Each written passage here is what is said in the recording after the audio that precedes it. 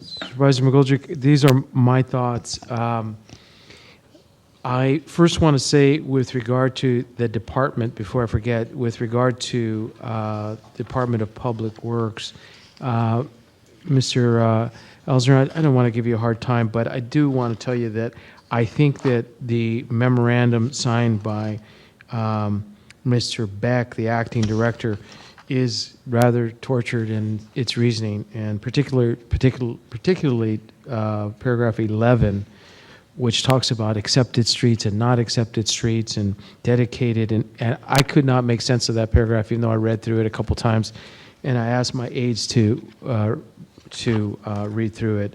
I don't know, who drafted it. I'm sure it wasn't you, I'm going to assume, but I'm going to take the liberty of writing a letter to Mr. Beck and making these comments to him in a letter. I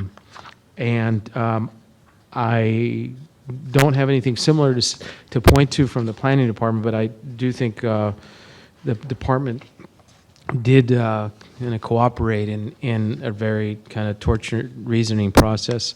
And despite the fact that the architect was, or one of the team members was giving us a couple of precedents as an argument why this one should be allowed, I took the opposite conclusion, which was, if we're doing this, we're closing public streets or we're taking public land and giving it away, and then that's something that we should take a look at. And I think the two precedents they gave us were 22nd Street and 99 Clarendon.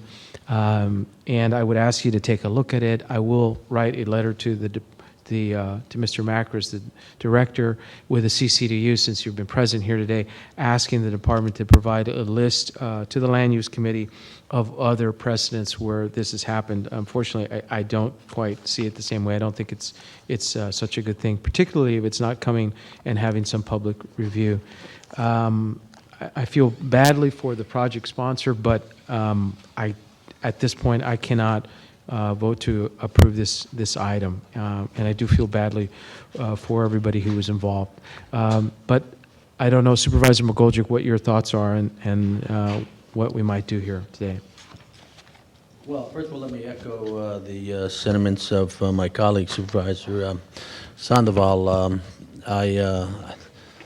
I find that the October the 14th letter from the Planning Department does not actually address the issues which the Planning Department raised itself in its July the 8th, 2005 letter. And so there is an incompleteness, if you would, to the second determination, in as much as those very issues that were used to take a negative position on this are primarily outstanding. And you can look at the letter. It's a July 8, 2005 letter under the subsection site visit at the bottom of page 1. And they talk about the project, the street too steep for vehicular traffic, and they don't address that. They just seem to address the width of the curb, and that's not the same thing. Also, the precedent-setting aesthetic issue regarding traffic patterns in the neighborhood, that is not addressed, even though that is also one of the points that is used in this July the 5th letter to object to this project. Also, the again, grades, the exceeding acceptable limits, that is not even addressed. If you go on page 2 at the top, you have the letters under that section A, B, then C, D, and E. The issue they talk about here with the proximity to the city's 49-mile scenic drive. The spectacular views, well, that is not addressed.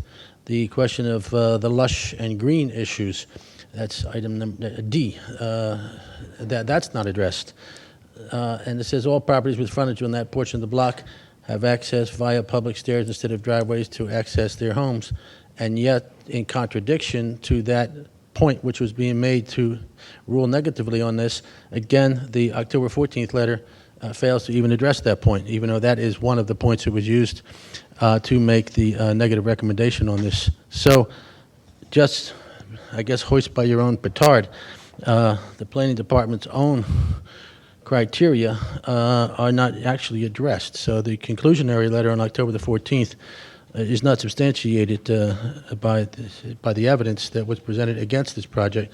Again, going on to just the planning department's own work, the issue around privatization, the issues around open space, recreation elements, transportation, urban design, those are not returned to in any way in which they can be determinately configured to change the original opinion, I think, of the planning department. I actually concur much more with the original opinion of the planning department than the second opinion of the planning department. That set aside, I think the comments made again by my colleague Supervisor Sandoval are very apropos. I believe that we are in the process as a city of trying to become greener, and I don't see that, for example, we could even begin to acquire a piece of property of this nature, with this value, and provide more open space. We have an open space fund. We scurry all around the city every year with very limited dollars to try to find more open space and enhance our open space.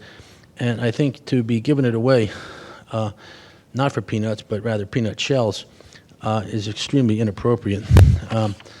I think it actually contradicts what is a major policy that both the legislative and executive branch of this government in City and County of San Francisco have been trying to promote, and people have been making references to the United Nations Urban Environmental Accords, and those, I think, are obviously part of the record in terms of where the policymakers in this city stand, and I think in that regard, it's important that we be consistent, that we not be handing over a piece of property over on this part of the city and then go and buy another piece of property over in the other part of the city in ways that become really willy-nilly, ways that do not seem to promote consistently the policies of this city in terms of continuing to preserve our open spaces, and only under extraordinary circumstances, for extraordinary reasons, to give over any piece of public property that is something that enhances the quality of life in this city. So for that reason, I would support,